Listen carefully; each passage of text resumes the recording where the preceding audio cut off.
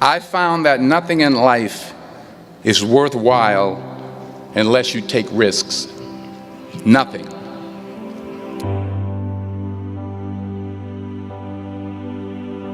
Nelson Mandela said, "There is no passion to be found playing small and settling for a life that's less than the one you're capable of living."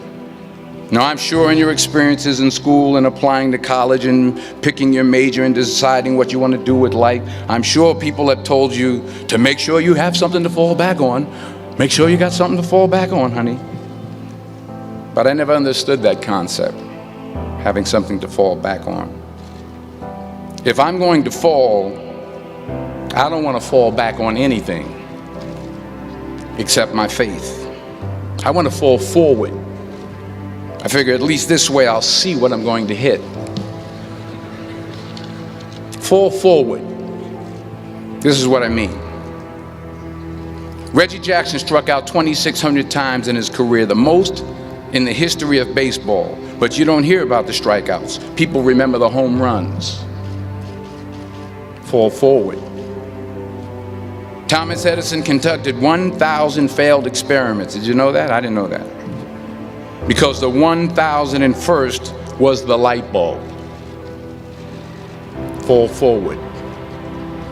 Every failed experiment is one step closer to success. You've got to take risks, and I'm sure you've probably heard that before, but I want to talk to you about why that's so important.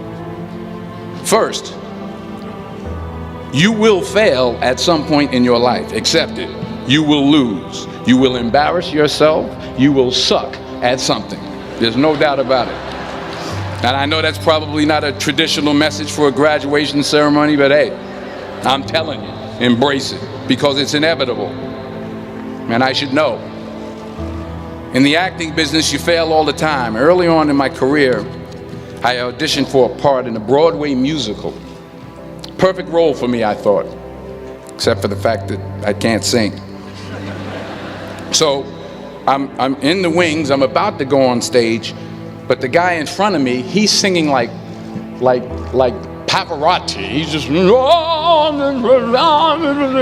he's just going on and on and on, and I'm just shrinking, I'm getting smaller and smaller. So I come out with my little sheet music, and it was I hand it to the accompanist, and she looks at it and looks at me and looks out at the director and was like, all right. So I start, I'm going to sing. I'm like, it's just my imagination once again, and they're coming away with me. And they're not saying anything, so I'm thinking I'm getting better. So I just start getting into it. It was just my running. This, oh yeah, thank you very much, Mr. Washington. Thank you. So I assumed I didn't get the job. But the next part of the audition, he called me back. The next part of the audition is the acting part of the audition. So I'm like, hey, okay, maybe I can't sing, but I know I can act. So they pair me with this guy, and again, I didn't know about musical theater. And musical theater is big, so they can reach everyone all the way in the back of the stadium. And I'm more from a realistic, naturalistic kind of acting where you actually talk to the person next to you. So I don't know what my line was. My line was, well, hand me the cup. And his line was, well, I will hand you the cup, my dear. The cup will be there to be handed to you. I said, oh, okay. Well, should I give you the cup back? Oh, yes, you should give it back to me, because you know that is my cup and it should be given back to me. I didn't get the job. But here's the thing. I didn't quit. I didn't fall back. I walked out of there to prepare for the next audition, and the next audition, and the next audition. I prayed. I prayed, and I prayed. But I continued to fail, and fail, and fail. But it didn't matter, because you know what? There's an old saying, You hang around the barbershop long enough, sooner or later you're going to get a haircut. So you will catch a break, and I did catch a break. Last year, I did a play called Fences on Broadway. Someone talked about it. Won the Tony Award. And I didn't have to sing, by the way. But here's the kicker. It was at the Court Theater. It was at the same theater that I failed that first audition 30 years prior. The point is, every graduate here today has the training and the talent to succeed. But do you have the guts to fail? Here's my second point about failure. If you don't fail, you're not even trying.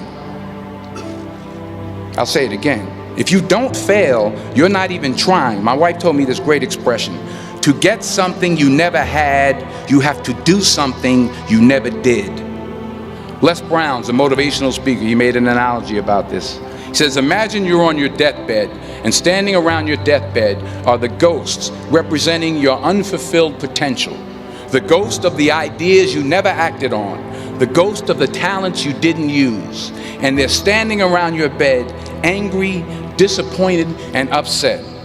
They say, we came to you because you could have brought us to life, they say. And now we have to go to the grave together. So I ask you today,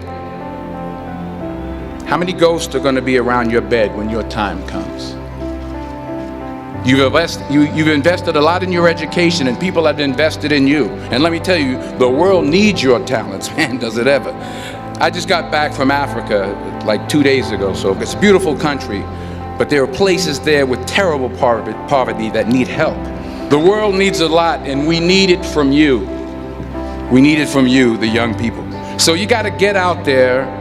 You got to give it everything you got, whether it's your time, your talent, your prayers, or your treasures. Because remember this, you will never see a U-Haul behind a hearse. You will never see a U-Haul behind a hearse. You can't take it with you. So the question is, what are you going to do with what you have? I'm not talking about how much you have. Some of you are business majors, some of you are theologians, nurses, sociologists. Some of you have money, some of you have patience, some of you have kindness, some of you have love. Some of you have the gift of long suffering. Whatever it is, whatever your gift is, what are you going to do with what you have? All right, now here's my last point about failure. Sometimes it's the best way to figure out where you're going. Your life will never be a straight path. I began at Fordham University as a pre-med student. I took a course called cardiac morphogenesis. I still can't say it. It's cardiac morphogenesis. I couldn't read it. I couldn't say it. I sure couldn't pass it. So then I decided to go into pre-law, then journalism. And with no academic focus, my grades took off in their own direction. Yeah, down. I was a 1.8 GPA one semester, and the university very politely suggested that it might be better to take some time off. I was 20 years old. I was at my lowest point. And then one day, and I remember the exact day, March 27th, 1975, I was helping my mother in her beauty shop. My mother owned a beauty shop up in Mount Vernon. And there was this older woman who was considered one of the elders in the town. And I didn't know her personally, but I was looking in the mirror, and every time I looked at the mirror, I could see her behind me, and she was staring at me. She just kept looking at me. Every time I looked at her, she kept giving me these strange looks. So she finally took the dryer off her head and she said something I'll never forget. First of all, she said, "Somebody give me a piece of paper. Give me a piece of paper." She said, "Young boy, I have a prophecy, a spiritual prophecy." She said, "You are going to travel the world and speak to millions of people." Now mind you, I'm 20 years old, I'm flunked out of school. In fact, like a wise ass, I'm thinking to myself, maybe she's got something in that crystal ball about me getting back into school next fall. But maybe she was onto something, because later that summer, while working as a counselor at a YMCA camp in Connecticut, we put on a talent show for the campers. And after the show, another counselor came up to me and asked, "Have you ever thought about acting? You're good at that." So when I got back to Fordham that fall, I got in and I changed my major once again for the last time. And in the years that followed, just as that woman prophesied, I have traveled the world and I have spoken to millions of people through my movies. Millions who up till this day couldn't see me, who up till this day I couldn't see while I was talking to them, and they couldn't see me, they could only see the movie. They couldn't see the real me. But I see you today, and I'm encouraged by what I see. And I'm strengthened by what I see. And I love what I see.